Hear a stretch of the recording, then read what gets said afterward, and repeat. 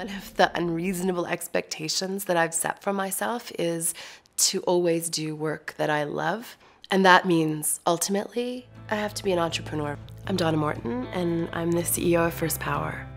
First Power is really this unusual business that is trying to integrate Indigenous communities in Canada with renewable energy, creating jobs and a very reinvented economy in communities that have sometimes 80 to 90% unemployment. I, as a 45-year-old woman, spent the summer living in a frat house in Boulder, Colorado, as part of something called the Unreasonable Institute. The prospect of sharing 6 weeks with 50 mentors.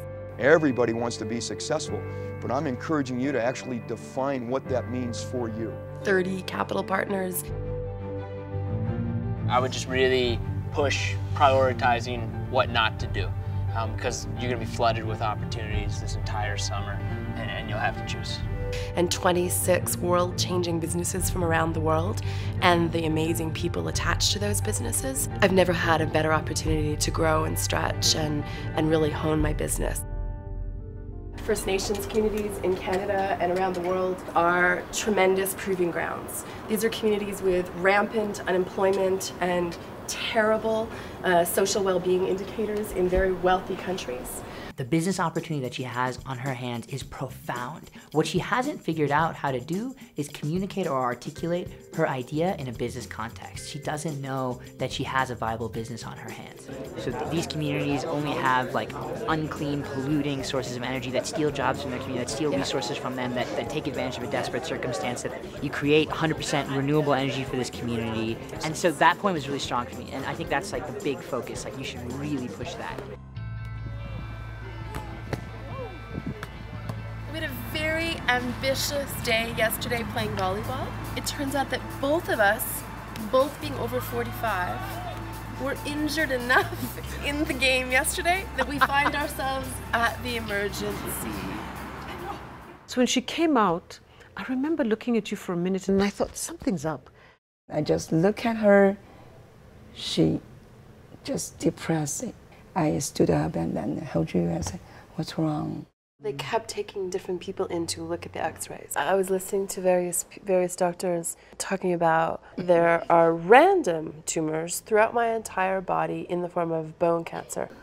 You feel like you've been kind of run over by a very large train. Sometimes the entrepreneurs come to this realization that it's more important to take care of each other, to look out for each other, than it is even to focus on their own ventures. And so there's definitely a mood of reality check for a lot of these entrepreneurs, but there's an unquestioning support coming from the entrepreneurs being there in any way that they can for Donna right now. It's been a complicated decision about what to do. I'm at this amazing program with these people that I adore, and I think I need to go home and spend some sane time with my family. So I feel like it's the right thing to do, but it's very hard to leave all of you. Despite what's going on with my body right now, I have a sense of peace in some way about my business because I've really learned I have a business. Building a platform of clean energy for communities drives me like never before. I'm going to fight, I'm going to grow, I'm going to stretch, I'm going to heal, and I'm going to be more at the end of it.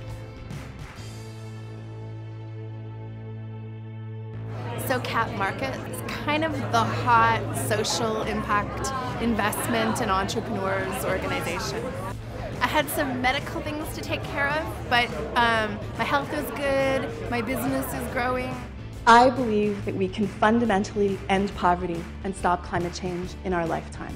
We can do amazing things if we pull together.